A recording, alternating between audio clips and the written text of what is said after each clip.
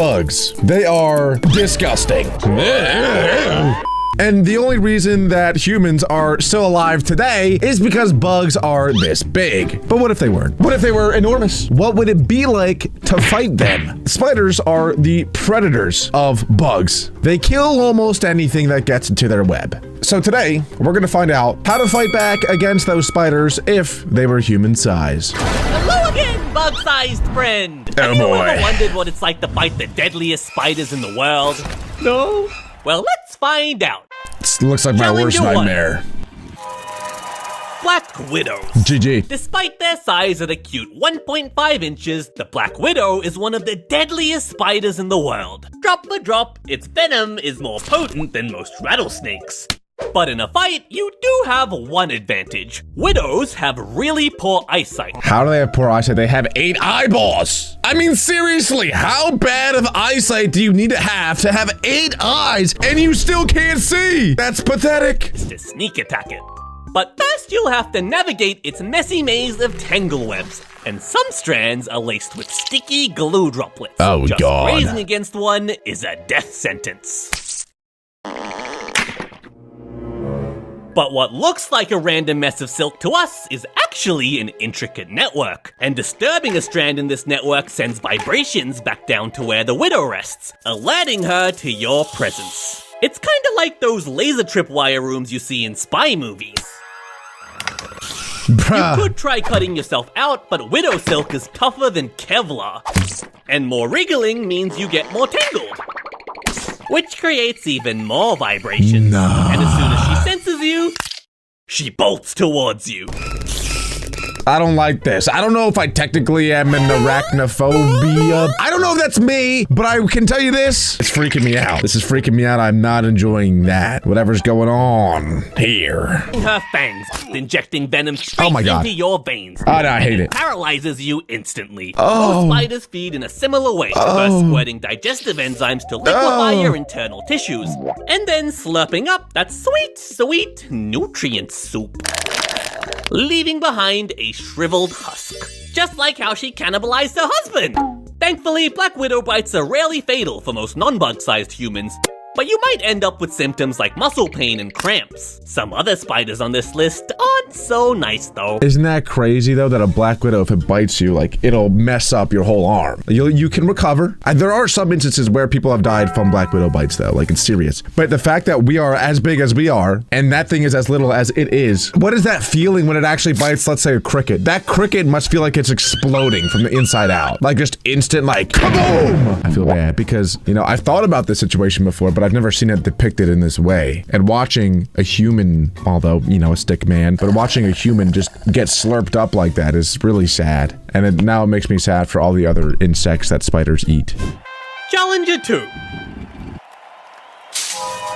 Trapdoor spiders. Ooh. Trapdoor spiders are devious hunters that can span up to 3 inches long. And as their name suggests, they create trapdoors using silk, soil, and leaves. See, these spiders are way more respectable, in my opinion. They're way more intelligent, in my opinion. They actually make actual traps. That's freaking awesome. So well constructed that they camouflage perfectly with the ground.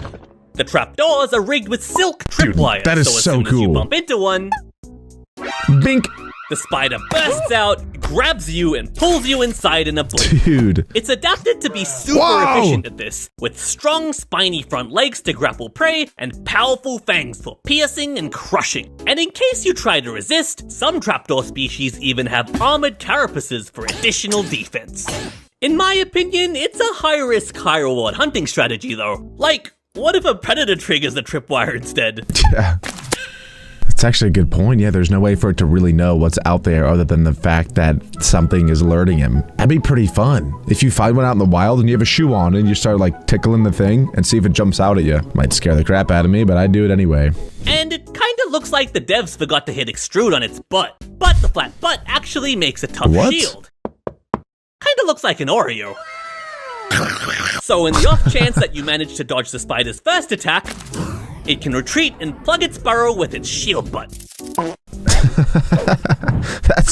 That's awesome, bro. What? Before we fight the 7 other unique spiders on this list, let's go through some spider lore first. What makes a spider a spider? Is it the 8 legs? Well, this dude has 8 legs. Oh, who's the good spider? Well, not you.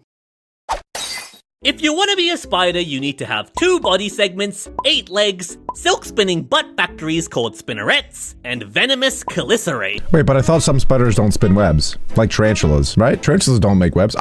We just got a tarantula. This might be a spoiler alert. Yeah, because the video definitely won't be out yet. But we bought a Goliath bird-eating tarantula, and we're raising it. We're making a video on it. So it's actually like not even that far. It's way over there. Am I gonna go grab it? Absolutely not. No way I'm gonna handle that thing. No way. See word for fangbits. A spider's life cycle has 3 main stages. First is the egg stage. Female spiders lay hundreds of eggs in silk sacs.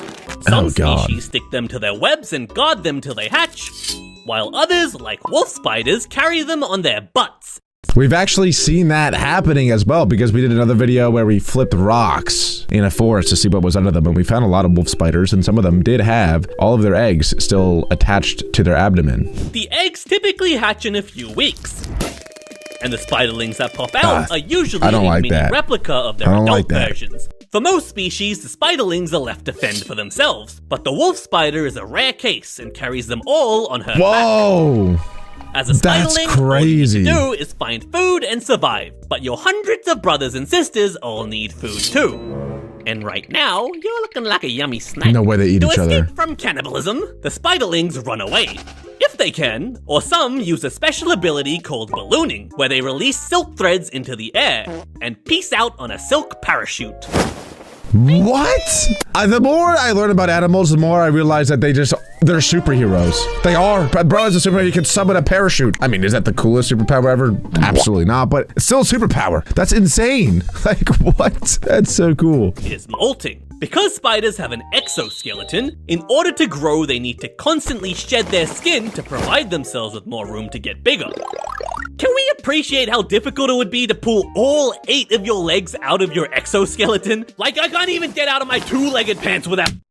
After roughly 5 to 10 molts, depending on the species, the spiderling finally moves on to the adult stage. Now the spider is at its full size, and this is usually when their colorful markings are most prominent. You know, it's like I look at that and it gives me the chills. Is that arachnophobia? I think I have a mild dose. I have a mild dose of a couple things. Arachnophobia, I think, is one of the things. You're a male spider. For most species, it's pretty much a wrap for you at this point. You're at risk because you have to wander out of your nest to find a mate, or if you do manage to find a mate, she'll probably eat you, or even if none of these things happen to you, you'll probably just drop dead right after anyway.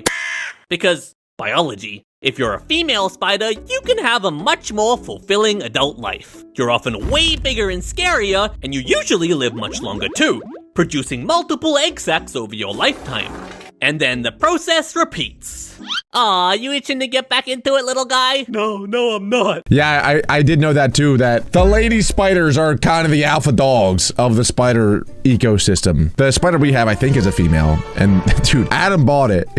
I don't think he knew this at the time. That thing will live for 15 to 20 years. Challenger 3.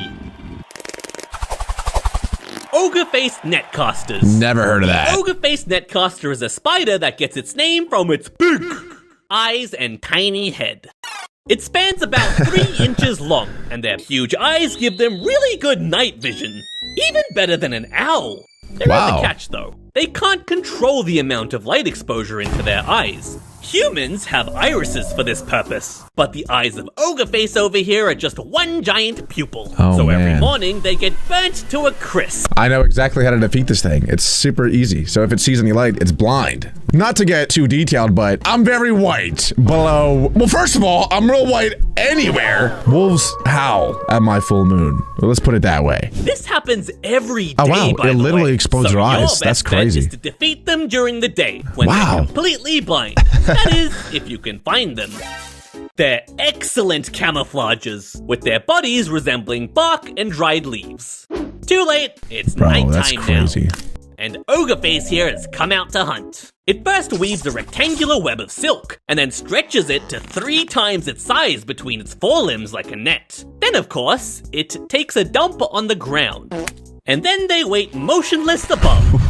This Nah. leads to some of the coolest looking spider photos Nah. I have ever seen. Like, look at him! And look at his little Squidward face! Oh, and the poop is speculated to either be a target or something stinky to lure prey. As soon as you sniff that delicious poo and get close, it strikes. Nah, this is the coolest spider I've ever seen in my whole entire life. I never heard of it before, but this dude is awesome. This dude is literally awesome. He takes a turd and then he camps his turd for prey to go eat it. He makes a web and slam dunks on him like a WWE move from the top ropes. I actually can't believe it. This is the coolest, not only spider, but maybe the coolest species, the coolest animal in the entire animal kingdom. That is so cool. Reaching down and dropping its web net, ensnaring you immediately. It wraps you up a bit more just to make sure you're nice and comfy, and then it digs in. Oh, God. I don't like that part. That thing is cool, though. I want one. Challenger 4. Water? Underwater spider? Diving bell spiders. The diving bell spider is quite tiny, spanning only 0.8 inches, and it's the only known spider to basically live its whole life underwater. It can freely move in water for short periods. Oh, I don't like air that. Trapped on small I don't like hydrophobic that. hairs on its body. But to stay underwater for longer, it builds something called a diving bell. It first creates a waterproof web sack, and then inflates it using air trapped on its body. These things have superpowers. Are you kidding me? What? Yeah, dude, that is so cool. Usually takes the spider several trips up to the surface to accomplish. But once it's fully inflated, it serves as the spider's new base of operations. And it usually only leaves to refill the air bubble or to hunt. Its diet consists of aquatic bugs, tiny crustaceans, and sometimes even small fish. I almost don't believe it. Like he's lying. And it hunts There's no by way that's detecting real. the vibrations of prey in the water. Blech. But it can't really eat you in the water because the digestive enzymes it squirts out would just get diluted. So instead, it drags you back to its little spider bubble where it can chow you down in peace. I've built many underwater bases in Minecraft, and it is freaking hard. You need a lot of sponge, you need a lot of like building. This guy's a superhero. I'm not exaggerating. I mean, maybe not the hero part because all he does is kill things, but super villain then? I don't know. Whatever you want to call him, bro's got superpowers. I really almost don't believe that that's even a real thing. That's insane. That's so cool. Challenger 5. Giant Antarctic Sea Spiders. The giant Antarctic sea spider lives underwater along the coasts of Antarctica. I can't look at that. And they can grow up to 30 inches long. That's like the size of a small dog. Does anyone know when we're gonna be on Mars? If it's anytime soon, I will be purchasing the first rocket ship there. I don't want anything to do with that. Whatever I'm looking at right now, I don't want that. No, I'm out. I'm out of here. It's not exactly known why they get so big, but there's a couple of theories. One is that Antarctic water is very oxygen rich, and the extra availability helps them grow better. Also, bigger bodies can store more energy in food-scarce environments and can also deal with the crushing pressure of the ocean better. But despite having spider in their name, they're not spiders. They belong to a group called pycnogonids, which is kinda like a distant cousin to spiders. So, close enough for me. They're so weird though. They have no lungs or gills, and instead breathe through their super long legs. Plus, their body is so small that they don't have enough space to store everything in there. So they keep some vital organs in their legs too. Not really sure what you can do about this guy. Maybe you could crawl into its leg and block its breathing pipes or something. But it's got a bunch more of them though. It's literally bigger than the entire Colosseum. Super slowly using their long tubular proboscis to pierce soft-bodied prey like you. They then squirt digestive enzymes and suck up that nutrient soup. Isn't that great? Just disgusting. Even though it's so big, it still eats like all its other little spider friends. I don't know which one's the worst as far as like which one I would not want to battle the most. I guess that one. That one seems impossible to defeat, but they're all pretty tough. I think the one that maybe is the easiest to defeat would be, I'll say the trapdoor spider, I guess. I try to sneak attack it because I know what it's gonna do. So I'd trigger the thing and just be ready. I'd be ready. I would trigger the trap. It would pop out. Whooping! Whooping! Whoopah! And it would probably eat me alive. Challenger 6. wandering spiders. What is that? This spider What is is one that? that you definitely don't want to pick a fight with. I don't like Unluckily looking. for you. The Brazilian wandering spider is considered the most venomous spider in the world. I didn't know Even that. for non-bug-sized humans, a tiny dose of venom the weight of a grain of salt can be fatal if not treated in time. What? And wandering spiders can get huge, like 7 inches huge. Okay, you can get off now. I'm uncomfortable. Okay, but like, why does it need that much venom? It's just a spider. Like, what is it attacking where it needs that potent of venom? It's just eating little bugs. This thing is demonic. It's literally demonic. It's so overpowered. It's so overpowered. Forests of South America, but there have been sightings of them in urban areas too. Never When going to threatened, South America they rear ever. up into a threat pose as a warning and charge at you to try and scare you away, even jumping up to 1.5 feet. GG. That means a spider could be like here and then... I'm uncomfortable. Also, as scary as the threat pose is supposed to be, it kinda looks like he's just asking for a hug. Aw, do you want a hug, little spider? Yeah, no, that's the worst one. That's the worst one. I would never, ever fight that. Even in regular size. Even if I am 1,000 times bigger than it, I still would elect not to fight it. I think it would still maybe kill me. Probably kill me. Yeah, I think it would get me. Challenger 7. Spitting spiders. The spitting Superpower. spider spans up to These an things inch have long, superpowers. and they have the ability to shoot webs. The webs shoot through holes in their fangs, and they wiggle their chelicerae back and forth to create a zigzag pattern. This increases the surface area of the spray, making it harder to dodge. The silk also only gets sticky when it comes in contact with the air. If this didn't happen, then the spider would be choking on its own webs. That's true. But because they're slow and have bad eyesight, spitting spiders usually hunt at night, when prey is less active. They sneak up on you while you sleep, and gently They're like prod you llamas. to gauge distance. Then the spider suddenly squeezes its body like a sauce bottle, securing you as its next meal. Bruh. Too bad none of you picked the spitting spider as a pet. You could have gotten a free squeezy bottle web shooter. That would be pretty cool. Alright, we got 2 more. What? I don't even know if I want to know what these are. Don't, no, oh Bolus god. spiders. The bolus Excuse me? What is that? The world scares me more and more every day. It really does. No way that thing's real. No, that thing is not real. I don't believe it. What is that? spanning under an inch long, and they have one of the most unique hunting strategies, specializing in hunting moths. No. First, they spit out this gooey, webby snot ball and lower it down on the end of a silk line, kinda like a fisherman. The shiny goo blob It's like an smells like a anglerfish. female moth to your moth brain, so you're entranced, and you fly towards Okay. it, expecting to find your new wife.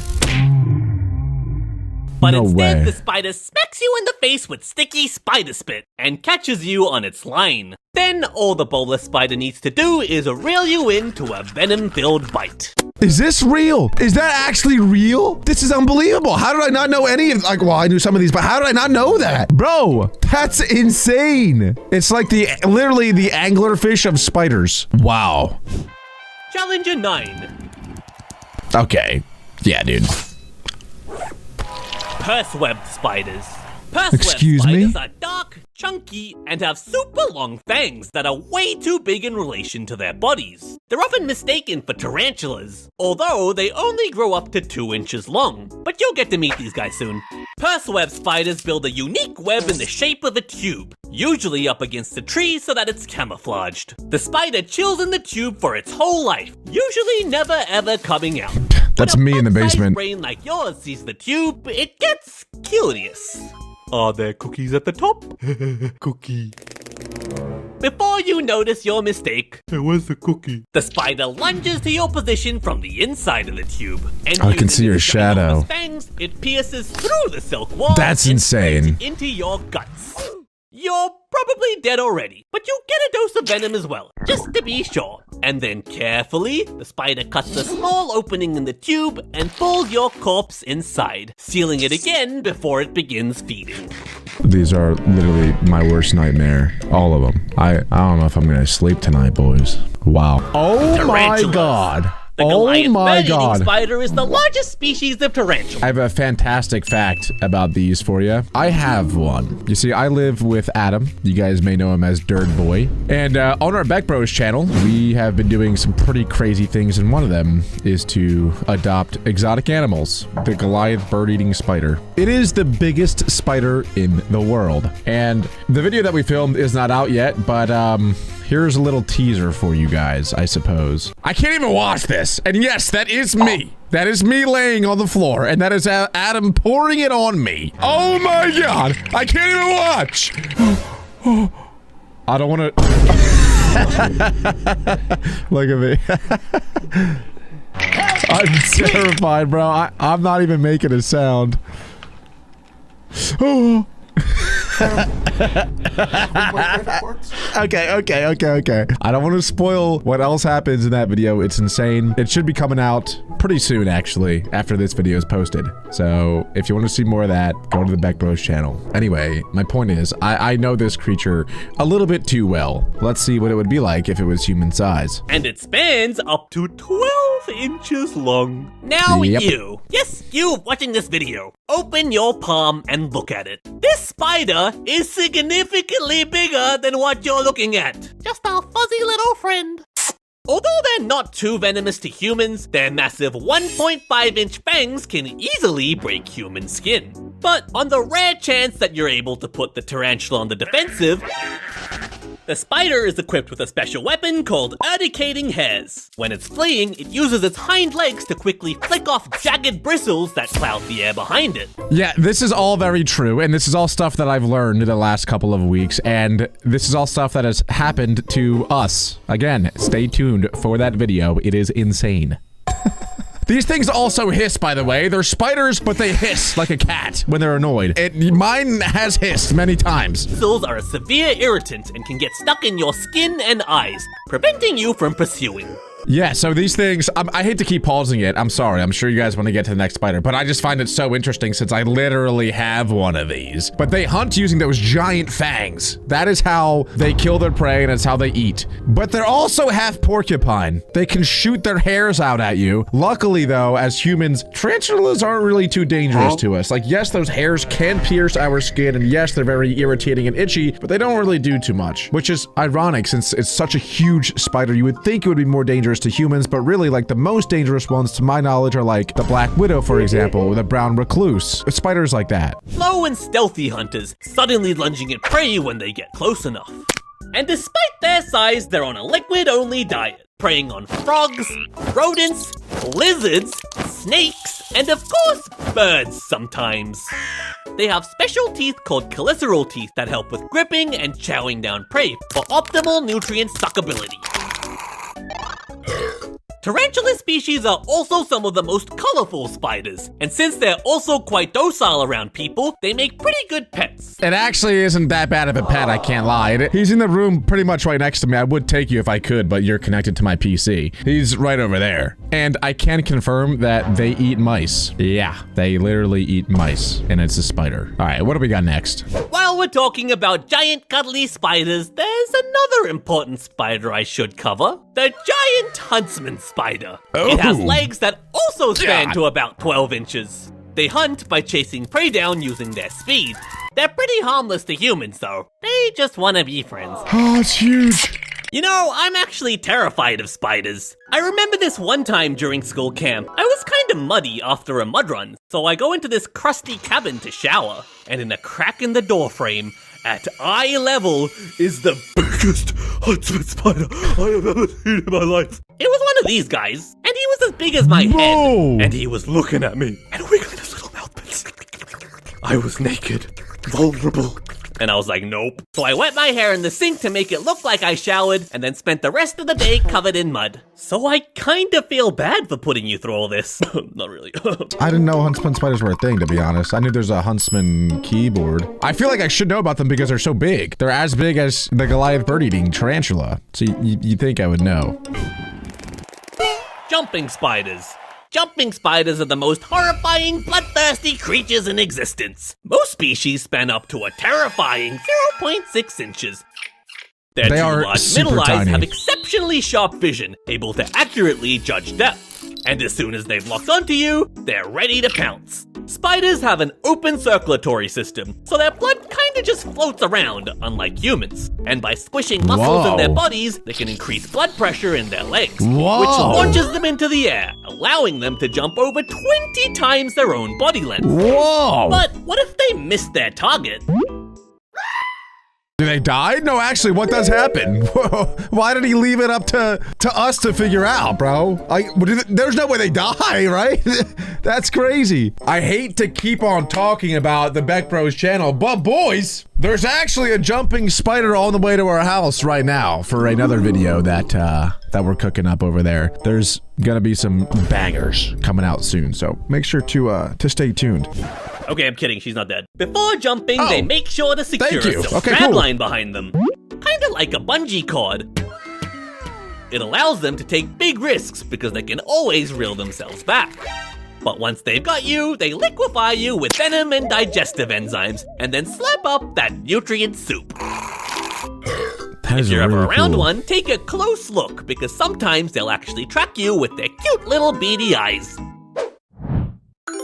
That is really cool. I'm actually learning a lot about these spiders that I'm gonna be an owner of. So I probably should have known this stuff before becoming an owner of them. But I didn't know that they like actually put a web down before they jump just in case they miss. That's genius. It's actually, so they're able to think proactively. Does that, I think that means that they're conscious. Like that is consciousness if you're able to think ahead of time. That is like a one of the characteristics. It's one of the traits of being conscious. And a lot of people say like, oh, bugs aren't conscious, dogs aren't conscious because they can't think ahead of time. But this, obviously this bug is able to. Insect. Bug. It's a bug, not an insect. Challenger 3. Orb Weavers. Orb Weavers are God. most commonly known for their iconic wheel-shaped webs. And the largest one is the giant golden orb weaver, spanning up to 6 inches long. They get their name from the golden silk they produce, and the Whoa. webs they make act like giant nets for flying insects that are dumb enough to fall into it. I feel like this is pretty standard spider stuff here. The spider sits right in the middle of the web, and as soon as prey lands, it uses its keen vibration senses to locate it, and immediately runs over to deliver a venomous bite. But that's only one species, and there's so many more to talk about. So, Orb Weaver Spider Speed Round. The longhorned orb weaver has crazy looking long horns, possibly because it makes it really hard for predators to swallow it. This is a decoy building Cyclosa spider, right here. The rest is a decoy built using debris to trick predators into picking the wrong thing instead. How are they that smart? How are they that smart? It's a spider that's smarter than probably 90% of humans. That's crazy. There's an orb weaver called the alien butt spider. Yeah, that's its butt, not its face. The triangle weaving spider turns its web into a slingshot, launching extra silka trap prey to ensnare them even tighter. Blech. The mirror spider has shiny reflective patches on its abdomen. It can shrink and expand these patches to camouflage by breaking up its outline. And finally, there's the zombie spider, who is just a normal little cave orb weaver that got infected by a fungus. And now the fungus mind controls it to do its bidding. What? There's even more, but that's a long list. So, next challenger. Bro, I know I say this almost every time we watch any video about animals, but they literally have superpowers. Actually, it's insane. I guess like you could say, oh, humans have the superpower of being really smart. We don't all. Not everybody does. Look at Adam. Would you say that he has a superpower? I would not. That one was really cool. Challenger 4. Huh? Is that hay? Assassin spiders. Assassin spiders are quite tiny, only growing to about the size of a grain of rice. But under the hood, really they tiny. look like pelicans. What? Which is How? why they're also called pelican spiders. But they're mostly known as assassin spiders because They assassinate other spiders. they can track down spiders by their webs, carefully tiptoeing over any trigger lines to avoid alerting them, allowing them to get within striking range. Then, using their long curved jaws and their extendo neck, they attack from a distance. This range makes them very difficult to counter. Once they've skewered you, they hoist you into the air, inject venom, and eat you. all while staying safely out of reach. That would be very embarrassing, though, to die to an assassin spider as a spider yourself. Because the assassin spider, like you said, is the size of a piece of rice, a grain of rice. That is outrageously tiny, even compared to a lot of spiders. That'd be like if you died to a child, a 5-year-old child, who's like 3 feet tall. I wouldn't want anyone to know that. But yeah, I can't tell if I love or if I hate that spider. He creeps me out. I don't like that it looks like a pelican either. What is this one? Dock spiders. Oh, I didn't like that. I didn't like that. Dock spiders get their name because they're usually found on docks. And all around docks too. Oh, They can span up to 4 inches long, and their special ability is that they can run on water. They can do this thanks to surface tension, which makes the surface act like an elastic sheet if you're light enough. Their weight is also spread evenly across 8 legs, each covered in water-repelling hairs that keep them from sinking. Hey, I have hairy legs. Can I do that? Nope, you're too fat. Dock spiders don't use webs to hunt. Instead, they kinda use the water surface as a web. They sit on the surface and listen for vibrations. And as soon as they detect movement, they bolt. They're big enough to catch small fish too. Are you out of your mind? No. Get me to Mars. Somebody call up Elon Musk immediately and tell him to take me to Mars. I don't want to be on this. What is that? No. That's the worst image I've ever seen in my entire life. Challenger 7. What is that? Funnel web spiders. This is the infamous Sydney funnel web, one of the deadliest spiders in the world, and in my opinion, one of the scariest looking too. What? They discovered a new species that's deadlier than this guy? That is horrifying. Introducing the Newcastle Big Boy. Spanning up to 4 inches long, this guy has even longer fangs and larger venom glands than the Sydney funnel web. Well, isn't that great news for you? Most spiders try to run away when you bother them. But funnel webs stand their ground by rearing up and displaying their fangs, which are strong enough to punch right through your fingernail. Using venom is quite expensive for spiders, and most use it sparingly. But when a funnel web bites, it's been known to empty its entire venom tank into you. Sometimes they even stay latched on, biting you repeatedly just to make sure. In the worst case, even a non-bug-sized human could die from a bite within 3 hours. But an anti-venom was created in 1981, and ever since there have been no recorded deaths. This one's unrecorded. Interestingly, their venom is not very effective against other mammals like rabbits. Or even dogs. Aww, is the little guy tickling me again? Wow, that's crazy. I didn't realize that some spiders were that dangerous, but luckily we got anti-venom, so we're good. No need to worry about it. It is horrifying though. What is this one with the giant legs? Is that just a daddy long leg? Oh, here we go. Daddy long legs. Boom, I literally called that. Wiggly boys. Okay, those are all around my house. Also known as the cellar spider, is a very common spider you can find in your home. I actually heard that daddy longlegs are actually super venomous, but their fangs are not big enough to actually penetrate human skin, so they're not dangerous to us. I'm not sure if that's true. That might have been a myth that I heard, growing up, but we'll see if he mentions it. You've probably got one watching you right now. I think I do up there, They can span up to 4 inches long, but it's like 99% legs and 1% little bean body. They hunt by invading other spider webs and stealing prey, or sometimes they just steal the spider instead. Messed up. Wow. They're super good at this because they're able to keep their distance with their long legs while wrapping their victims in silk. Like, how do you even hit that? And even if you manage to get one of its legs, it's able to quickly detach it and get away.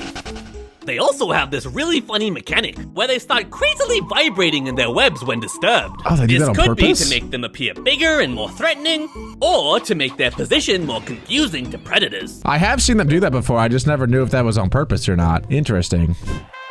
Challenger 9. Ant-slaying spiders. What? The Australian ant-slaying spider has one of the coolest hunting abilities of all spiders. When you face off against him, he doesn't look too tough, but then the next second he's gone. And he's cartwheeling right over you. Sonic. And in midair, he attaches a piece of silk to your back, landing gracefully behind you. and then he continues to dwell around you, wrapping you in soap before you can do anything. This actually is Sonic the Spider. What's even crazier is that in the wild, all of this happens vertically on the side of a tree. What? Once the spider's done, it's pretty much a wrap for you. He bites you and sucks out that nutrient soup. Wow, that one's really cool. I want to see that in real life. I might have to buy that spider and test out if that's actually how it hunts, because that's cool. Challenge What else we 10. got? Brown recluses. See, this is where I almost like I don't even want to keep watching because I think that these are like the worst spiders of all time. Like I think, I could be wrong, but I think that those are super, super deadly even to humans. And I don't even want to know if that's true or not because it's gonna freak me out. It's really gonna freak me out. I don't like that. I don't like the idea of that. It's most famous for its flesh-melting necrotic venom. Yep, yeah, but sound despite like I don't being like one of that. the 4 deadly spider horsemen of the apocalypse, it's probably the most misunderstood spider. Okay. They get their name because they literally don't want to get in your way. The spider's first instinct is to run away. When cornered, they use these quick horizontal movements to avoid being touched. Or sometimes they even play dead. They really just want to be left alone. If you keep bothering them after all that, well, you were asking for it. The venom of the brown recluse contains a special toxin called sphingomyelinase D, which damages the membranes of cells it comes in contact with, killing the tissue in a process called necrosis. Oh, God. And it looks like he got you. Do not look up like brown recluse bites. Seriously, don't do it because it's horrifying. It's just like skin that was, it no longer is. I hope you can at least picture it and that's it. Don't actually look up a real image of it because it's horrible. Oh, they're pretty tiny. Wow. I didn't realize they were that Challenger small. 11. Camel spiders. Oh, Camel what? spiders That's a span up to Demogorgon. 6 inches long, and these guys look absolutely terrifying. Like, look at these choppers. It's a And beetle. remember that a lot of you wanted this as a Demogorgon spider. dog-sized pet. But despite their name, technically, camel spiders aren't even spiders. They're Oh. actually camels. Wait. They aren't spiders because they don't produce venom or spin webs. But they are arachnids of the order Solifugi. I thought arachnids are spiders, and spiders are arachnids. But I guess technically to be a spider, you have to either produce venom or web things, be able to web. And they have 8 legs, so I'm counting them anyways. They can run at speeds of up to 10 miles per Oh hour. my God. And once they reach you, they That use is their so giant fast. choppers to tear and grind you apart. Their Where's creepy jaw eyeballs? mechanism is super specialized for this. They have gotten a bad rap for chasing humans in real life, though. I can see why that's concerning. But they're not actually trying to attack you. Apparently, they're just trying to get into the shade you create, because deserts are hot, dude. As you move away That's from the pretty cool. scary spider, your shadow moves, so they keep chasing you. It's pretty so smart you should by just them, stop actually. and be friends with him. Well, at least they're not too deadly, I don't think. He said they're not venomous, so they should be fine. To humans, at least. What is this one? Challenge at 12. 6-eyed sand spiders. The 6-eyed sand spider has 6 eyes. Bet you didn't see that coming. They can span up to 4 inches long, and they have quite a unique hunting strategy. They dig a small pocket in the ground and bury themselves in the sand to camouflage. It's actually quite cute. Whoa! Well, if you ignore the fact that it's waiting to ambush you. All right, early prediction is that it uses its legs, okay, as little sensors, and if anything steps on its leg, it eats them for dinner. Makes sense to me. Once buried, the spider sits in its little sand bunker and waits. It's super well adapted to desert survival with a very slow metabolism, allowing it to stay motionless for weeks without food or water. So when you eventually pass close to the spider, it explodes out and grabs Oh you, my God, injecting that's necrotic horrifying. venom before eating you. What like a crazily boring life, though, you know? He said for weeks it just lays there in darkness because it buries itself. It's literally laying, not moving, for weeks. I hope it's at least like sleeping and getting some beauty rest in, because if it's awake, like, what does it do? It can't play video games. It can't, you know, go play basketball. It's just laying there thinking about what? Doing what? For weeks. That's probably the worst life I could even ever imagine. That's terrible. Fortunately, these spiders are extremely shy, so they rarely bite non-bug-sized humans. But toxicology studies have shown that it potentially has the strongest venom of any spider known to What? us, like on the same tier as the Brazilian wandering spider and the funnel web. Oh my god. This all just made me realize that facing human-sized spiders is my absolute nightmare. But it made me wonder, what else in the wild would I never want to fight? How about human-sized carnivorous plants? This sounds horrifying. Let's check it out. Number 5. Pitcher plants. Wait, does that not remind you guys of Victory Bell? That's literally Victory Bell. I never thought about that. Victory Bell is apparently a pitcher plant. Very cool. The pitcher plant gets its name from its pitcher-shaped leaves, and it uses these as deadly traps. Picture this. First, your insect brain is lured in by the sweet scent of nectar. And once you reach the top, you start slurping to your heart's content. But what you don't realize is the surface you're standing on has a waxy coating, making it extremely slippery. You take one step too close to the edge, and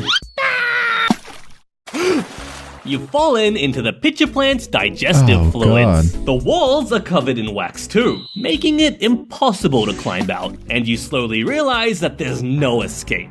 As your arms grow tired, you begin to drown, and the plant starts digesting you alive. Oh my god. You do this, pitcher plant. Well, that's a great question. Pitcher plants and most other carnivorous plant species live in environments that provide insufficient nutrients, so they've adapted to get the essentials like nitrogen, phosphorus, and magnesium from your flesh instead. Oh, please. Their That is diet mostly horrifying. consists of bugs, but some pitchers are large enough to eat frogs and rats too. Subscribe, dude. They can eat rats? Rats! I thought like baby fruit flies and like real tiny thing. A rat? A rat? Are we talking about this? Like rats are like they can be like this big, maybe this big is what they're eating, bro. How can a rat not break out? Though they have claws. Like surely a rat can claw its way out. In so many different shapes and sizes, like this one. Remind you of something? Yep, that's a toilet. The lid secretes an abundance of nectar that attracts small mammals like the tree shrew. And while it eats the nectar, the toilet bowl catches any post-lunch dumps. That's right, this pitcher plant eats poop. I've been watching way too many videos where I'm learning about so many things. Animals, people, whatever it may be, that eat poop. There's so many things that eat and live in and play in poop. It's getting to the point where I feel like I might be missing out on something. This whole time I've been hating on it like it's disgusting, but everyone's doing it. It's like the new thing. It's like the new vape. Eat poop apparently is like the cool thing in town. This is getting absurd. Some symbiotic relationship.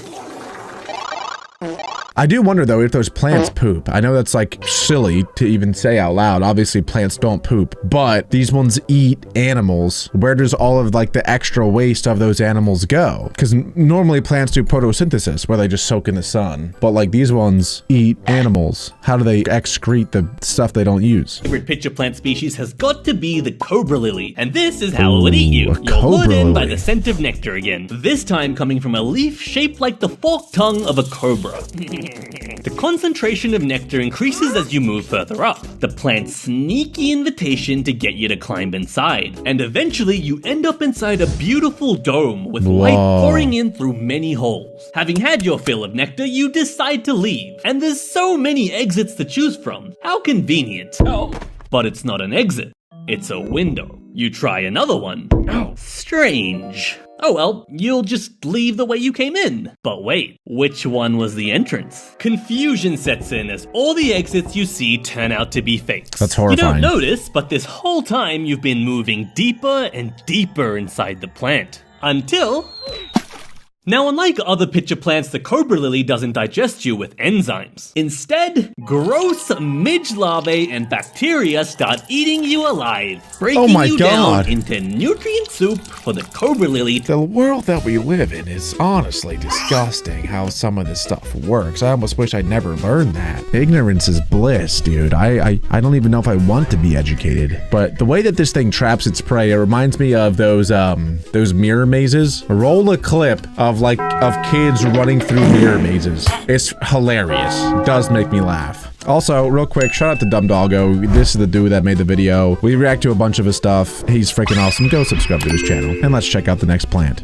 Number 4, bladderwort. There we go. More about poop. Bladderworts grow in freshwater and wet soil environments, and on the surface, they have cute little flowers. But underneath is where the cold-blooded murder happens. One nice God. sunny day, you're swimming along living your best life. And then in the blink of an eye, you're suffocating in total darkness. You've been caught in the bladderwort's trap. yo. Attached to the plant's underwater stems are these structures called bladders. But instead of holding pee, they act as trapdoors. Oh, come on, dude. First, water is expelled, creating negative pressure inside, and the trap is set. When you came swimming along, you brushed past one of the bladder's trigger hairs, breaking the trapdoor seal.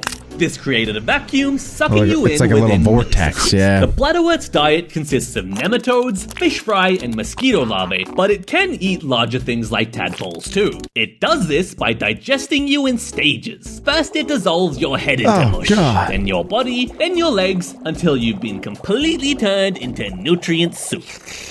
That's like one of those people who like look real nice, but real deep down they're like evil. I know some people like that. They'll get you if you let them. Keep your guards up, boys. Next up, number 3. Sundews are named after the glistening drops of nectar covering their long, tendril-like leaves. But despite their beauty, these drops have a deadly function. The nectar is laced with a powerful glue, and as soon as you've touched it, it's a wrap. Literally. The plant senses your struggle, so it starts constricting its tentacles inwards, bringing you into contact with as much stickiness as possible. The secretions coat your whole body, immobilizing your limbs and clogging your breathing holes, causing you to suffocate in a matter of minutes. This whole time, the sundew has been secreting digestive enzymes as well, slowly dissolving you until only a skeleton is left behind. I'm so glad I'm a human. I don't think about that enough. I should be more grateful that I am a human being. Because I could be a fly. I could literally be a fly. That would suck. But I've been blessed to be the best species on the entire planet. Compared to some of the other plants, though, being hugged to death actually sounds like a nice way to go. That's Another not a bad sticky point. leaf species is the butterwort, named after the buttery texture of its leaves. Works in pretty much the same way as the sundew, except its leaves are broad and flat, so there's more surface area for killing and eating. But not all carnivorous sticky leaf plants do the digesting. The rhododendron macrocephalum has a mutualistic relationship with the mirid bug. The plant does the trapping, and the mirid bug stabs you with its face. Oh, God. And then it sucks out your nutrient soup, turning it into God. nutrient poop for the plant to absorb. Do you see what I'm saying? Like, people watch my videos and will be like, oh, you just yapping. Am I even yapping anymore? Like, I have been unequivocally accurate today with all of my takes. It's just like, sometimes when you're on, you are just on. And today, I'm spot on. But something isn't adding up here. How does a plant that's highly adapted to catching bugs not catch this bug? It turns out that the mirid bug has an extremely thick coating of grease, completely protecting it from the sticky clutches of the plant. This reminds me of the relationship of a clownfish and an anemone. I only know that from Finding Nemo, though. Number 2, corkscrew plants. Oh, okay. Free cookies? Fair enough. I think that would get a lot of people. If it said free pizza, I'm in there for sure. So one day you're rolling around in the dirt when you stumble upon a tunnel.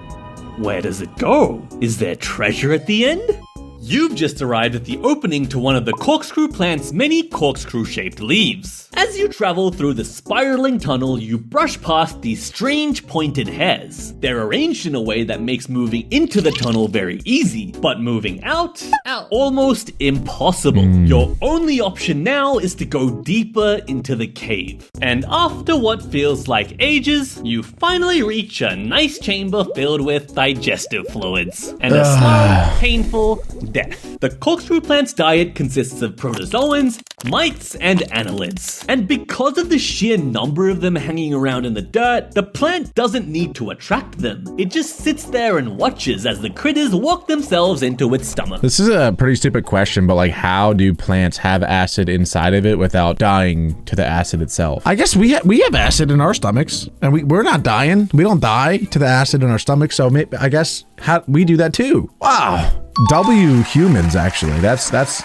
a rare W for us. That's pretty cool. Go humans. Number 1, snap traps. Venus flytraps, really. Yeah. These are the ones I You've know. all been waiting for this one. When you think of a carnivorous plant, the first thing that springs to your mind is the Venus flytrap. But contrary to their name, these plants don't actually eat that many flies. Their diet consists of roughly 1/3 ants, 1/3 spiders, and 1/3 miscellaneous critters. Only 5% are flying insects. 4 adaptations make the Venus flytrap an effective killer. First, the leaves' bright red color and sweet nectar smell tricks you into thinking you spotted a delicious fruit. Second are these tiny sensory hairs all over its leaves. Nothing happens if you only touch a hair once, but if you touch it twice... As each trap can only operate 7-ish times before dying, this adaptation prevents wasting a snap on something like a raindrop or a fallen leaf. Bro, they're literally geniuses. That's crazy. I was thinking though, like, how much energy does it take for it to close its mouth? That must take a lot of energy. So it makes sense that it can only close its mouth 7 times before it dies. I wonder, like, if it eats food though, like if it's successful 7 out of 7 times, can it then continue? Does it continue living because it has nutrients to keep going, or does it die anyway? Maybe it's like a can opening.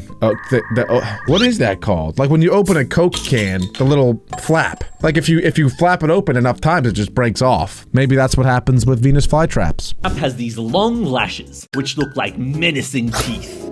Venus flytraps are quite picky with their food, as starting the digestive process takes a lot of energy. So smaller, unworthy prey can escape through the gaps in the lashes. I was right.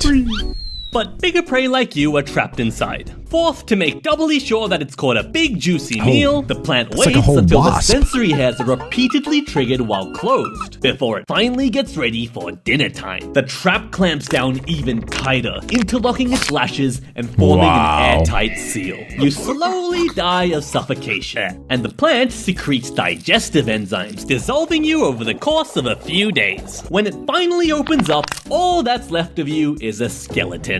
These videos are making me realize that the wild is incredibly dangerous. So I think it's time that we finally learn how to defend myself against these threats. Let's watch how to defend yourself against apex predators. Number 17, eagles. There has only been 1 eagle attack on a human in recent history, but 1 is 1 too many, so we simply can't risk it. Obviously, as of right now, you wouldn't stand a chance against any apex predator. But I feel like the only way that an eagle would attack a human is if the human is linguini and he's holding a rat inside of his hat and the eagle's trying to get the rat. as of right now, you wouldn't stand a chance against any apex predator. But by the end of this video, you will have the knowledge to not only defend yourself, but also come out victorious every single time. Oh, let's After go. all, knowing is half the battle, and the other half is pure luck. Let's begin. You have entered a 1v1 against an eagle. Now, assuming you're not a small child or a little person, you won't have to worry about being carried away to its nest. That would be crazy. That would be, imagine being a parent and you watch your 4-year-old child get swept away by an eagle. Could you even be mad at that point? I mean, what a legendary way to go out. Of all the ways to die, getting swept away, flying through the night sky from the talons of an eagle. That's pretty epic. If you ask me, like that's a pretty cool way to go. Are you serious right now, bro? I mean, yeah, sure, it's a 4-year-old child. That's pretty sad. But if you take that part out of the equation, pretty cool. Leopard seals. Yeah, I had no idea these blobs were Really? apex predators either. There have only been 2 documented cases of leopard seals attacking humans in recent history, with one of them being fatal. And I personally will not allow you to become one of those statistics. You're swimming in the Antarctic Ocean and a leopard seal has locked onto you. First, you must keep your eyes on the seal at all times, as you must be ready to counter its attacks. Luckily, the seal is only capable of memorizing too. Depending on what the seal is seeing will determine which attack it chooses. First, you must know which of these 2 body types you currently have. If you're built like Figure 1, you can expect the bite and thrash attack. If you resemble Shape 2, the seal will attempt the bite and drag attack, taking you deeper into the ocean to drown you. Oh, now for the God. counter. You will begin by gouging the seal's eyes with both hands, as well as punching its snout with everything and anything you have. And once the seal sees that you're not worth the trouble, it will surely let go, allowing you to escape and swim to land. I feel like underwater though, that's way harder. Like you can't move. Like you don't have this kind of speed when you're underwater. You don't have the you don't have that underwater. Underwater, it's kind of all like slow-mo. You're like, Get off me, seal. I just feel like it's not going to do that much damage. The eye gouging, though, that would probably actually work, though. Obviously, once you're both on land, you've pretty much secured the win, since the seal's mobility is greatly compromised, and you can go ahead and finish him off with body shots. They're 780 pounds, bro. 780 pounds. Ain't no way that you're winning that fight. Dude, they're 10 to 12 feet long. Like, sure, you might be able to break free and, like, escape, but you're not gonna beat them to death. There's no way. There is no way. The only thing you can do is run away, because they're not gonna catch you. The only way that they run is with their big belly. Like this. This is what they look like. And if you die to something looking like this, you deserve it. Next up, we have a snake. Number 15, pythons. Now, surprisingly, this is the only apex predator on the list where you will have the option of simply walking away from the fight. But I know how it is. Sometimes our egos get the best of us, and we end up taking the fight anyway. There are only a few snakes in the world that are classified as apex predators and have also attacked humans. But don't worry, I'll be teaching you how to defeat them all. Let's start with the pythons. Now, if I'm going to teach you how to defeat a python, I might as well show you how to take out the largest one of them all, the reticulated python. This snake can reach a maximum weight of around 374 pounds and grow over 23 feet in length. If those stats make you nervous, stop embarrassing yourself. After all, are you really going to lose a fight to a girl? Since male pythons only grow to about half that size and are hardly even worth the battle. Let's begin. You've decided to stand your ground against the python. Now, the first thing you must do is keep the fight standing. This is very important for two reasons. One, it will prevent the snake from getting leverage and constricting at full strength. And two, it will prevent the spectators from booing. It will only be a matter of time before the snake gets a hold of you. So you must control its head while using your other hand to grab its tail and begin unwrapping it from your body. By this point, you will be covered in snake urine, so sliding him off shouldn't be an issue. Once you're free, push the snake away from you. And as long as the snake retreats, you've officially won the fight. If it chooses to return for more punishment, repeat step 1. Yeah, but doesn't the snake bite onto you and then wrap itself around you when it's like sunken its fangs into you? Like, it's not as easy as just grabbing him and ripping him off, because he's got his fangs like 4 inches deep in your skin. And then once he wraps around you, he's gonna start squeezing you and snapping like your ribs and everything. I don't know about that one. Everything else so far, I feel like I could get behind. This one though, I don't know. Next up though, number 14, hyenas. Number 13. Never mind. That was otters. Hyenas will attack humans that sleep outside during the hot summer months, and I will do whatever it takes to make sure you could do that safely. But okay, let's begin. You have just been woken up in the middle of the night by the sound of a crunch. That crunch was your leg, but that doesn't matter now. You have entered a street fight. And whether you live or get shredded to pieces depends entirely on how well you can memorize the following information. Thankfully, you were abruptly woken up from your sleep, so remembering this life or death advice shouldn't be a problem. First, you must remain completely calm. Stand your ground, and whatever you do, never give your back to the hyena. Now, the reason you must do this is to not seem like prey, so try your absolute best to look like a predator. But if that doesn't come naturally, just mirror whatever the hyena does. If it takes a step toward you, take a step toward the hyena. If the hyena lets out a cackle, let out a cackle as well.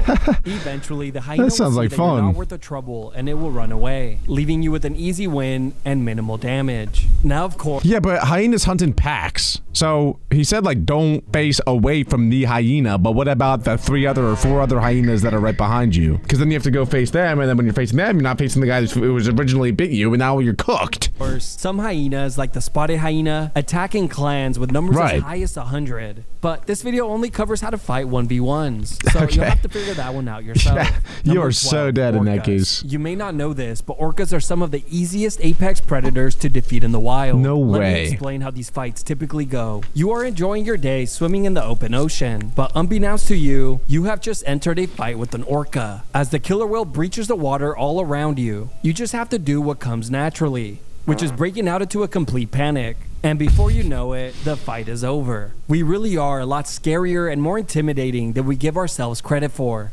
Now, I must warn you, if this fight takes place in an unsanctioned cage fight, like the ones you see at SeaWorld, the odds of winning are pretty much non-existent. After all, us humans perform best in street fights, where there are no rules. I don't even know, like, what? What was even the advice there? To panic and poop yourself? And you're good? I mean, I guess I could do that. That's not too out of the ordinary for me. Anything in the water, though, I feel like I'm losing too. I'm not a good water person. I'm not Michael Phelps. Next up, though, we have a Komodo dragon. Komodo dragons. Since 1974, there have been 24 Komodo dragon attacks on humans, including 5 fatalities. It's really not that many. Today, we'll put an end to that once and for all. Let's begin. A Komodo dragon just made the worst decision of its life. It chose to start a fight with you. Lucky for you, you were prepared thanks to this video. Now, in the rare case where a Komodo dragon catches you on a bad day, where you're just not in the mood for a fight, you can simply sprint your way to a victory. Since they have terrible stamina and can only reach a pathetic speed of 13 miles per hour, the average human can sprint around 14 miles per hour, so expect to dust him by at least a couple of feet.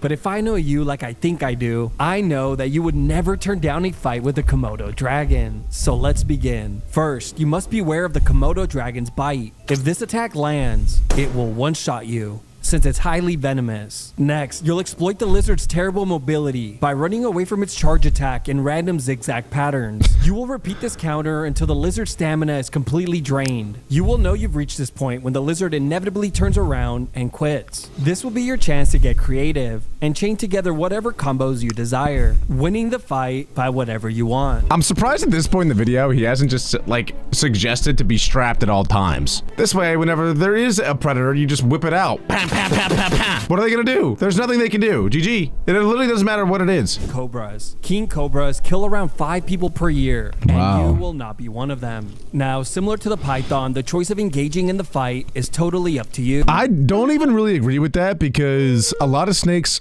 kind of just coil up and hide in the wild. And typically the only time that snakes will attack a human is if they feel threatened. And a lot of times humans will accidentally step on or near a snake to the point where the snake then feels threatened and then it will attack. And in those cases, the humans don't even know. Like, they don't even know that they're close to a snake. They just get bit by one. And if you get bit by a king cobra, well, you may as well start praying because your chances of living are not very high. Your option of simply walking away is available, but I don't blame you if you want to teach the snake a lesson it will never forget. This fight always begins when you unexpectedly corner a king cobra, locking you into the 1v1. The first thing you must do is stay calm, remain as still as possible, and back away slowly to give yourself some space. Any fast movements here could initiate a strike, which again would one-shot you. Now, if you're Indian, you can simply pick up the snake and place it down in a more favorable location. But once you and the snake are in an open area, you've pretty much won the fight, since the snake will take every opportunity it can to run away. I have seen a video, I guess it was an Indian guy, I don't know, but there's a video of a dude who's like in a pit of king cobras and they're all like hissing at him, some of them jump at him, and anytime one of them jumps at him, he dodges it and then with his bare hands, bang! Smacks him in the head. Let me see if I can find it. It is the most alpha video I've ever seen. This dude has balls of steel. It's really unbelievable. Bare hands. Watch this. Look, king cobras everywhere. They're everywhere. Look, they're all hissing at him. He's pulling them out of bags. He's putting them in bags. Look at that. Look at that. Bang! Get off me, little boy. How crazy is this? There's like 1,000 king cobras in there. Oh my god. That is like, he's maxed out aura. He is the aura king. No one has more aura than that. Number 9, jaguars. Real quick, for the 2 of you out there that prefer to avoid this fight, let me get you out of the way first. You've just stumbled across a jaguar in the wild. The first thing you must do is avoid eye contact at all costs, since the cat will interpret this as a challenge. Thankfully, we mastered this skill a long time ago, so this shouldn't be an issue. Good point. Next, you must back away very slowly without ever turning your back on the cat, as any fast movements here can trigger the jaguar's predator instinct. If you did all of that correctly, your odds of surviving the encounter should be decent. Now, with those 2 bozos out of the way, time to talk to the rest of you who are itching to let your hands go. So let the mental warfare begin. First, you must make yourself look as big as possible, lifting your shirt, backpack, child, or whatever other disposable items you may have. Next, begin to shout at the cat in a stern voice. This should intimidate the cat. In the rare instance that the cat chooses to attack, you must stand your ground and protect your head at all costs, as it will attempt to crush your skull. In many instances, if the jaguar's initial bite fails, the odds of it fleeing are very high. But if it does manage to latch onto you, you must punch and elbow the cat's eyes and snout with all of your power to convince the cat that you're not to be messed with. Remember, other Others have successfully backed down a jaguar attack, so you can too. And before you know it, you will be the one my standing in the God. jungle covered in the cat's blood and asking for more. Yeah, I feel like in the wild, probably the best move for the majority of attacks, and I know it's cruel, but again, there ain't no rules in the wild. Mountain lions. In Great, North another America, lion there have thing. been around 30 fatal mountain lion attacks Oh since my 1868. gosh. Mountain lions are ambush predators, but there are many videos here on YouTube where they change their play style and instigate fights with humans head on. And that's the style of fight we will be focusing on. Now, the most common mistake people make when they encounter an aggressive mountain lion is believing that they are in any real danger to begin with, since the 1v1 was against their dog. Now, assuming you're alone, the fight has become much easier. First, you must never break eye contact with the cat. Run away, crouch down, or turn your back to the animal. But once you're dialed in, let the mental warfare begin. Start by yelling at it. Next. Wait, this is confusing because the last big cat, you were supposed to not look at it, but this big cat, you are supposed to stare at it and never break eye contact. Oh, I'm never gonna remember that. Shirt over your head and appear larger. And lastly, swing your arms wildly to show off your insane speed. This will remind the cat that it is incredibly outmatched. In the rare chance that this doesn't That work, works. you will have to initiate plan 2. I think that's too embarrassing for me to do. You know, I'd rather just fight the thing than lose all that aura. Especially if I'm like with my family or something. If they catch me doing this to freaking get that thing away, I've lost all credibility in my life. Just fight me at that point. Like, let's just scrap. Let's go. Walking the entire trail backwards as the cat continuously charges at you, in the hopes that you will trip and fall. But this next step is crucial if you want to win. Quickly grab a rock from the floor and toss it in the direction of the cat, start pegging which it? will quickly scare it off. I do There's only like one that. video on all of YouTube where a guy does exactly that, which means it works 100% of the time. I did play baseball growing up, so I feel like I could drill that thing in the dome a couple times. Now I kind of want to find one just to see what would happen. Now that I have a strategy, pick up rock, throw rock, pick up rock, throw rock. If that doesn't work, squiggly arm, and if that doesn't work, well, I'm dead. Number 7, alligators. There are an average 10 to 15 alligator attacks per year, with Wow. around 2 of those being fatal. They gotta be in Most of them Florida. occurring in Florida. Yeah. And I want to make sure that you guys can enjoy Florida's amazing weather, the entire 3 months of it. Rule number 1, never enter the water in states that have alligators, as a fight there is a guaranteed loss. With that out of the way, let's begin. An alligator has decided to gamble its life by entering into a street fight with you. This matchup shouldn't be a problem, as you will have many options from the start. You can taunt the takedown, baiting the alligator's charge attack,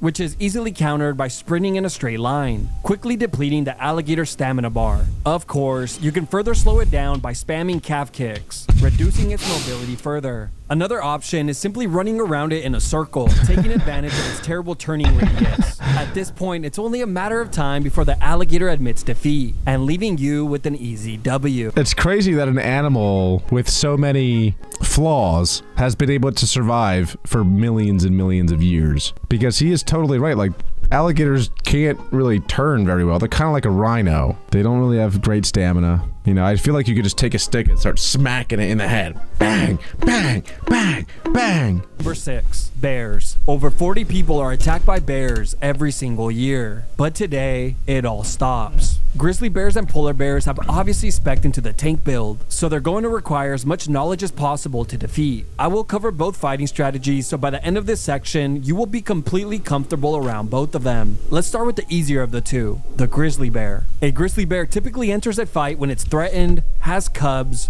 or is caught by surprise. That's why I highly recommend you carry a Bluetooth speaker and play it at maximum volume anytime you're in a public park, which would be greatly appreciated by other visitors. Now, if by some reason a bear is crazy enough to pick a fight with you, don't worry. You'll be prepared for just that. First, you'll need to warm up by curling up into the fetal position and playing dead. Now, make sure to hold this power stance, even if the bear begins to chain together attacks. And with a little bit of luck and a lot of heart, the bear should eventually back off. If it's brown, stay down. If it's black, attack. If it's white, good night. That is the bear fighting mantra. Seeing that you're a tank build as well. Now, fighting a polar bear is basically the complete opposite of what you just learned. Unlike the grizzly bear, the polar bear will attempt to eat you if it's slightly hungry. He'll basically take a look at you and think to himself, yeah, I could eat. Which has happened around 75 times since the 1870s. Luckily, if you're in a pinch, playing dead against a polar bear will end the fight very quickly.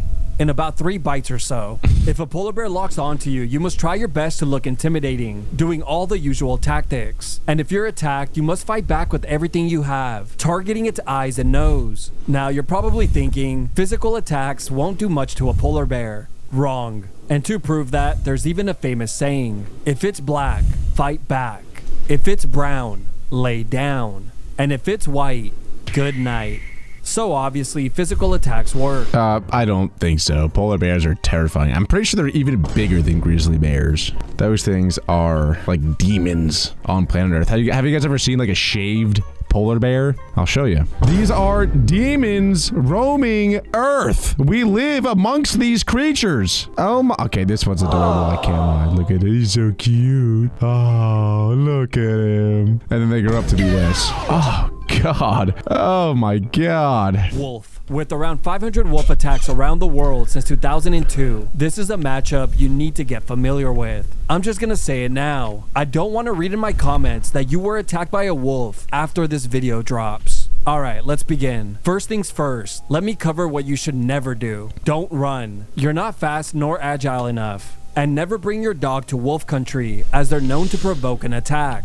So quickly take them out. With that out of the way, let the fight begin. You must stand your ground and keep eye contact at all times. Let's go, all of the boy. usual Bang, things to bang, appear as bang. large and intimidating as possible. This Wah-bah. will make the wolf think twice before attacking you head on. I could take a If wolf. the animal does charge, it will more than likely latch itself onto your arm, which sadly means he fell right into your trap. As you Knee, let elbows elbow, rain down on yup. its eyes, snout, and head, the wolf will have no option but to retreat. If the 12 to 6 elbows are not having an effect, begin gouging its eyes. Oh! And if that doesn't work either, you will have to resort to dirty and cheap tactics.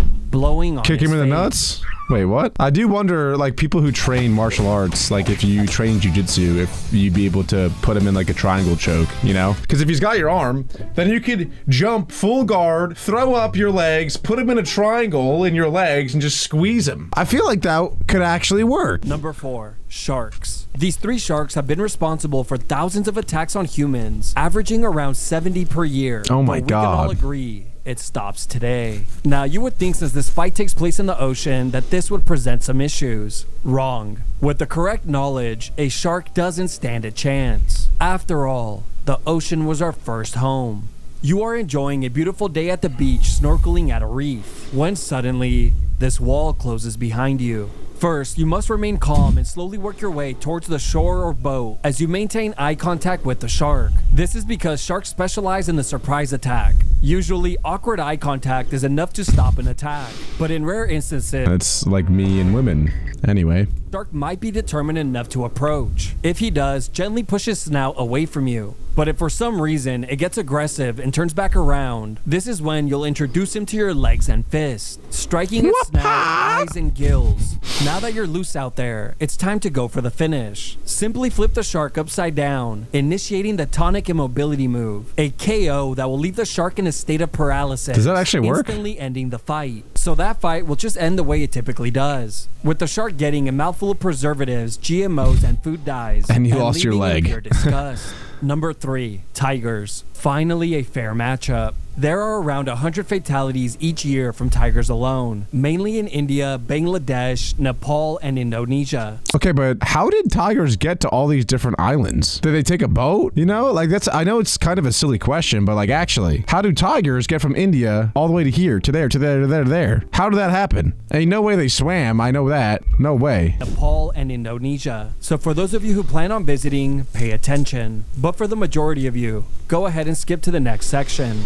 You are now in a fight with a tiger. Let's first cover what not to do. Don't run, crouch, lay down, or play dead. This is basically handing the tiger a win, and that's not what we're about on this channel. Next, never approach a tiger if it has cubs, since you will surely be outnumbered. Well, I feel like you should never approach a tiger no matter what, regardless of whether or not it has cubs. And last but not least, never urinate on yourself. I'm not kidding. Urinating is seen as a form of aggression. With that out of the way, let's talk about what you need to do to win. You must stay calm. Back away slowly to give yourself some space. Make yourself seem as large and intimidating as possible. If the tiger still decides that you're a pipsqueak, this would be the time to show him what you're made of. Like always, you offer your weak arm and begin to attack the eyes, ears, and nose using rocks, sticks, and fists. Once you get sick of being dragged around, you can use your free arm and stick it down its throat, hitting its gag reflex and releasing you. I didn't make that up. This guy did. If all else fails, climb the nearest tree. Tigers are terrible climbers and will more than likely leave the match instead of doing any real work. Wow, that surprised me because there's a lot of cats out there that are really good tree climbers. Number 2, lions. With hundreds of attacks per year, this matchup These dang cats, man. Let's begin with Isn't it crazy that there's so many big cats that kill humans every single day? Yet people still have house cats. Like we, as a species, humans love cats, but they kill us more than anything else. More than any other animal, I should say. Why? Why are we so affectionate towards cats? Not to do. You must never run, crouch, lay on the floor, probably the same play thing as a dead, tiger, or climb any trees, as that will make you an easy target. First, you must begin with the mental warfare. Make yourself look as large and scary as possible. If this doesn't work, the lion will more than likely use its charge. Now, sometimes in street fights, I will just take my pants off because that'll scare away any attacker. I don't think that would work against the lion. He might just like laugh at me and be like, what is that thing between? Never mind. Also, I'm kidding. I don't actually do that. But I think it would work. I do think it would work. Stopping a few feet away from you to see how you react. Obviously, a pathetic attack like this doesn't have much of an effect. But if the lion is crazy enough to commit to an attack, it will attempt to go for your neck. So keep your hands up and be ready to sleep him. Now, if the straight right down the pipe doesn't connect, the lion will probably latch itself onto your arm, chest, or leg. From here, it's time to make him pay. Chain together elbows, fists, uppercuts, rocks, and stick attacks to his eyes, ears, and muzzle. Remember, many humans have made lions quit by using rocks, and you have something much stronger than rocks. Heart. And with a little bit of spit and elbow grease, you should squeak your way to a W. Similar to hyenas, though, lions do hunt in packs very often, more times than not. So fending off one might not be enough. Anyway, we are now on to number 1. My guess is that it's hippos. I'm pretty sure hippos kill a lot of humans. Let's see what it is. Number 1, crocodiles. Does it get any more pathetic than these guys? Camping the water's edge and one-shotting humans for thousands of years is starting to get old. That is messed up. This might come as a surprise, but crocodiles attack humans more than any other apex predator on Earth. With as many as 1,000 fatal attacks per year, I thought it was hippos, bro. You can no longer ignore. Some of these crocodiles currently have a 63% win rate. Wow. So I think it's about time we lower it. Right, let's begin with what not to do. As tempting as it may be, never get in crocodile-infested waters, or even approach the water's edge, as that is where the majority of losses occur. Saltwater and Nile crocodiles are the two species that view humans as prey, so it's your job to change their mind. A saltwater crocodile has just locked onto you. First, keep your distance, as the croc will more than likely spam its charge attack, which is easily countered by sprinting in a straight line. This is because the attack maxes out at 20 to 30 meters before it drains its entire stamina bar. While it struggles to recover, you will toss your shirt over its eyes, which puts the crocodile in a relaxed, trance-like state. This is when you'll want to quickly circle behind it and rip some body shots. Bang, bang, of course, bang. These will have no effect, but are crucial in tenderizing the meat if you plan on eating him. And once the crocodile recovers, just rinse and repeat. You will know the fight is over when the croc no longer moves, due to the buildup of lactic acid in its legs and blood. The lack of movement could also indicate that the croc has simply died. I'm not kidding. Apparently, if crocodiles overexert themselves, they just die. Wow. Which is one of the most pathetic moves I've ever heard of. Taking it so far as to not admit defeat. I have so much knowledge in my brain now about how to defend myself against all apex predators. And now that I know how to destroy them, let's learn some fun random facts about them. Did you know that slugs and snails are the same thing? Slugs are the snails that have lost their shells during evolution, so these creatures are hermaphrodite, just like slugs, and most of them are too. There are over 60,000 species of snails, and they are found everywhere on Earth, even in Antarctica. Wait a minute. No, this is actually blowing my mind. I thought that slugs were like poisonous and snails were not. So slugs are snails with no shells. But doesn't that make them a different creature then? Just like the PFAS. Snails can walk on the blade or sharp knife's edge without taking damage. And there are some snails that can walk on water too. Jesus Christ. Some snails, like cone snails, are venomous and are cannibals. They shoot harpoon-like tooth to kill their prey or kill other cone snails. Smallest snail can fit in the hole of a needle, whereas the biggest are almost a meter-long, 40-pound giants. Hold on. He is like rapid firing these facts. I thought it was gonna be like 5 facts that we dissect each and every one, but it's like fact you didn't know, fact you didn't know, fact you didn't know. Anyone in the comments who tells me that they knew that a 40-pound snail existed, you're lying. I don't believe you. There's no way. Most of the snails have over 14,000 teeth. And the weird thing is they have teeth in their tongue.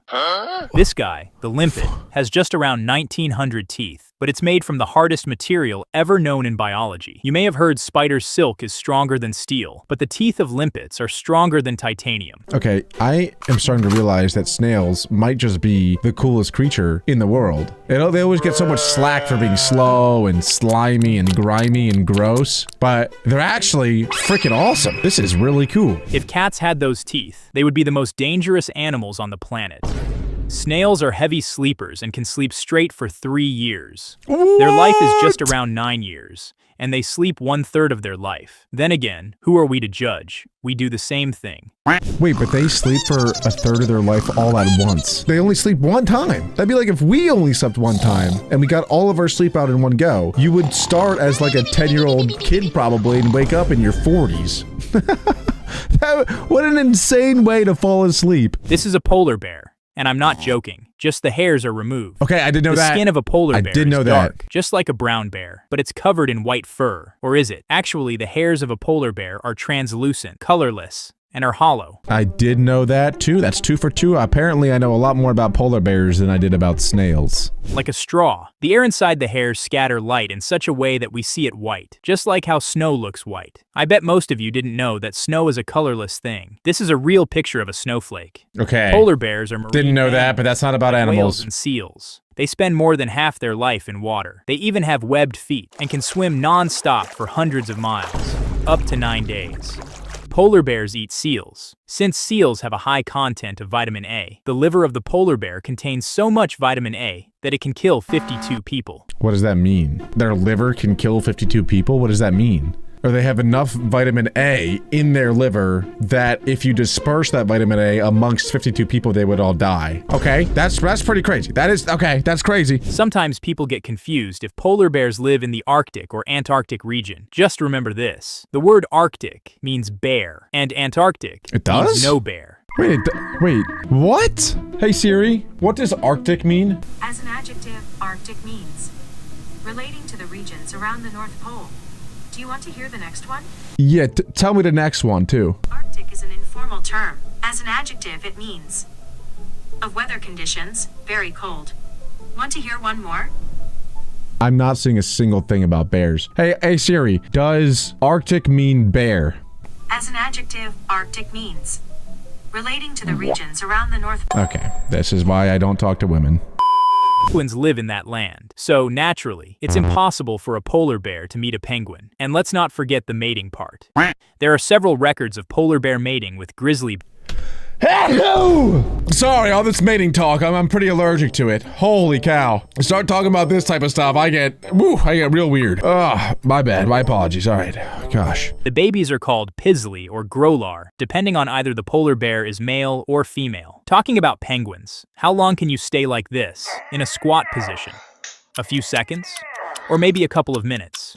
This is a penguin skeleton, and yes, this is how they stand their entire life. Well, What? who am I to judge when you are judged by nature itself? Penguins drink salty seawater and eat salty seafood, like fish and shrimps, so they have a gland above their eyes that separates salt from water and throws it away from the beak. Wait, we need that. That's what we need on planet Earth to be able to like take ocean water and purify it so that we can drink it, make it fresh water. But that's what penguins do. Why can we not just like figure out how it works with penguins and then we do that too, but with machinery? Surely we can do that. That is a superpower. I say it all the time, but animals literally have superpowers. That is one of them. It can drink any water and it purifies it for them. That's amazing. Jumpers. Penguins like emperor penguin and Adelie penguins can jump around 10 feet directly from water. What? 10 feet? That's the height of that's a whole basketball net. That's all they jump. They jump out of water over a basketball net. That's incredible. That is incredible. And story building. Also, the chicks of emperor penguins can jump into water 50 feet below. Talking about kids, if a mother penguin has just lost her chick, she kidnaps others' chick when parents are distracted and takes it with her. After a week, she loses interest, leaves the chick, and walks away. There's no way. In most cases, the way. chick dies. There's no way. Some emperor penguins just leave the area and waddle towards the mountains of Antarctica. Someone's got to put cameras on these guys and make a whole like Love Island Penguin Edition season. I would absolutely tune in. Back, they will again go towards it. Nobody knows where they go or why they do that. Maybe they were rejected by all the females and they want to die in peace. Who knows? And they are poopers. They poop every 20 minutes or so. Talking about pooping, these guys almost never poop and use all the food they eat as energy. Kinda like Kim Jong-un. This happens when God forgets to give you a mouth and attaches a straw longer than your body. They are such a weird creatures that they smell with the antenna and taste with their feet.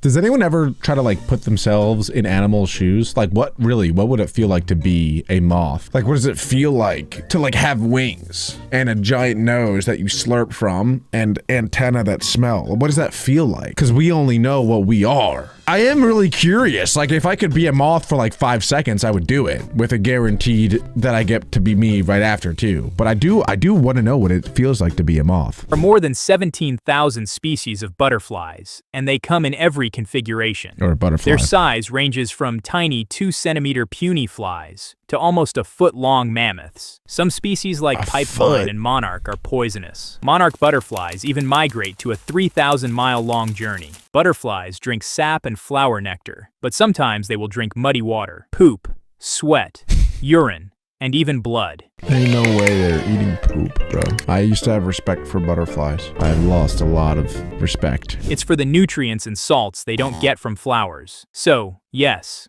butterflies drinking blood is a real thing. I mean, that makes sense. Harvester butterflies are kind of poop? carnivores. Explain They the suck poop poop one to of me. aphids. Aphids are sap-sucking insects, by the way, but the caterpillars completely eat those bugs. Talking about caterpillars, they have 4,000 muscles in their body, and we humans just have 629. You all know a caterpillar enters a cocoon and emerges out as a butterfly, but you may not know that after entering the cocoon, it first turns into liquid puddle and then starts the butterfly formation. But the interesting thing is, butterflies still have the memory from when they were caterpillars. How do they know that? How have they done any tests to know that? There's no way. How would they ever, what scientists figured that one out? There's no way that they could prove that. The world is a crazy place, truly. And we think we are the memory kings. What a shame.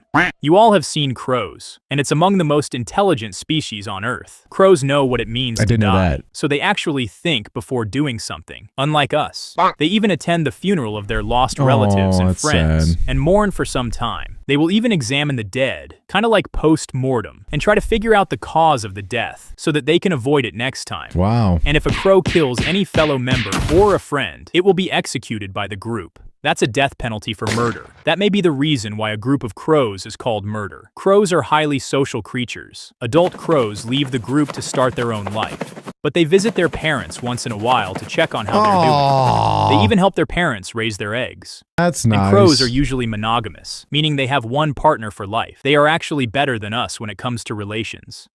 Wait, shout out to crows. I didn't know that they were such like upstanding creatures. Because they're, we just learned about the poop eaters, and now we're on to like a nice family guy who mourns the dead, helps his parents. Like what a nice creature. Shout out to crows. If you ever help or hurt a crow, it will return the favor. It will bring you shiny objects or its own feather as a token of gratitude, or dive bomb you as a token of revenge. Yeah. It will remember your face for 5 years, even if you are wearing a mask. And it can share your face info with other crow workers as well.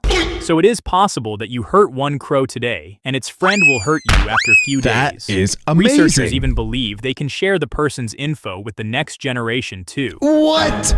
Bro, crows are actually awesome. We gotta put a camera on the crows. There's gotta be so much crow lore out there that we don't even know about. Next up, we got rabbits. And they are very efficient eaters, meaning they convert food to body mass in a very efficient way. It's because they eat their own poop. Yup. What are we doing? What is this video? Did you know this animal eats its poop? Did you know that animal eats their poop? Did you know that animal eats the poop of that guy's poop? Like, what are we doing? All rabbits do that, and they do it every day. They have two kinds of poops. One is just poop, small round ones, but another is nutritional poop, called night poop. Since that poop has nutrition, they poop it directly in their mouth, kinda like this. Who studied this? Who even, like, what weirdo, like, watched this happen and then analyzed it? I'm sorry, that's creepy, bro. And also, are we sure that's what they're doing? Are we 100% sure? Because I can think of a couple other things that these rabbits might be doing. Not to get all weird and all, but rabbits do repopulate insanely quickly. We all know this. So they're active. And I'm just like, are we sure that that's what he's doing? I mean, this is absurd. This might be the craziest video I've ever watched my whole entire life. Mouth directly to anus. So most owners don't even see this. Oh my God. It may seem gross, but rabbits can't vomit. If they eat something poisonous by mistake, it can't be taken out. Rabbits' teeth never stop growing, and they need rough thing to grind their teeth. Wait, why was that a point of contention here? Why did he pretty much excuse the fact that they eat their own poop because they can't vomit? He was like, yeah, oh yeah, they put their lips to their anus and poop into their own mouth and eat it, but that's okay because they don't vomit. No! That does not make that okay! That is insane! That's disgusting, that's foul, that's putrid! I don't care that they can't vomit, that has nothing to do with the other! If they don't eat hay or grass for a long time, their teeth will go through their skull. So, don't feed them fruits or carrots as the main food. It's soft and dangerous for them. And this is misleading. Rabbits don't bark or meow. They communicate through jumping and thumping. Like, this may mean it's happy, and this may mean it's pissed off, or something like that. I don't know. I'm actually bad at Morse code. They have almost 360 degrees vision, but can't see in front of their nose. Okay, so this thing's an idiot. Rabbits have a super sense of smell, but they can smell through the mouth as well. If the nose is smell pro, then the mouth is smell pro max. Rabbits are fragile animals. If you scare a rabbit with sudden loud noise, it can instantly die of heart attack. That's pretty funny. And for mating, they are among the fastest breeders in the world. Yeah, see, that's what I'm talking about. We'll talk about that in mating series. This is not an axolotl. Thank God we're moving on. Thank God. That was the worst demotion of an animal that maybe have ever occurred. I've never liked an animal so much than 1 minute later disliked the same animal so much in my life. That was insane. Next up though, we have what appears to be not an axolotl. Neither this nor this. Don't worry, even I was confused at this point, because when we see this shape, the feathery gills, long tail, and that baby face, we think it's an axolotl. Axolotls are salamanders, and they have over 700 species, so most of their babies look just like this. If all these look the same, why are only these guys the celebrities? Well, when they grow up, they change to these, but when axolotls grow up, they change to this. Yup, they never grow up and stay in their larval life forever, but many people don't know that in very rare cases, they actually change to adult salamanders. Axolotls are naturally found in only one place on Earth, near Mexico City, in Lake Xochimilco. They are super regenerative. If you cut its limb, it grows back. I actually did just learn about this, and on our Beck Bros channel, we're starting to do a lot of animal, like, type things. A little, like, not really science-y, but kind of science-y. And I was thinking about getting an axolotl, and I heard that they can regenerate limbs. So then I was like, okay, well, let's test it. That'd be an awesome video idea, like testing if that's true. But then it also, you know, is pretty immoral and inhumane and against, like, animal rights. It's pretty cruel, even though it can regenerate the arm. So I'm not going to do it, but I did think of that. Like, that'd be a pretty cool YouTube video. But I'm not gonna do it. That's messed up. I have integrity. I'm a man of good morals and ethics, so I'm not going to do it. The tail, brain, heart, lungs, and even the spinal cord grow back like nothing happened. The spinal cord, so, wow. They've been lab rats for over 150 years. If this freak weirdo guy is doing it, why can't I? Like, I'm doing it in a way to educate thousands and thousands of people. Like, yeah, it might be cruel, but this dude's doing it to probably hundreds of axolotls time and time again just to test them. Hopes that one day, Humans too can regrow lost limbs. But so far, the only thing that's been growing is the scientist's beard. Axolotls are nature's Frankenstein. If you cut its leg and stitch it to slightly different place, it will actually fuse and function. Whoa! And sometimes, a new leg grows from the original place, making it 5-legged axolotl. So, scientists have been trying to create a full-blown chimeras, and I hope it doesn't turn like Hunter x Hunter. That is pretty amazing. They tried attaching legs to the back, take cousin's tail and attach it, fuse the siblings, and even tried to make 2-headed axolotls. In one case, a hole began forming in the neck to accept a second head, but the body healed too fast, and the extra head fell off. All right, axolotls went from like here, actually they were already up here, to like way up here. Axolotls are really, really cool animals. That's amazing. And what else would be amazing is if you guys enjoyed today's video, because if you did, that would mean that surely you would have hit that like button. And if you want to watch another one, make sure to click on this one right here.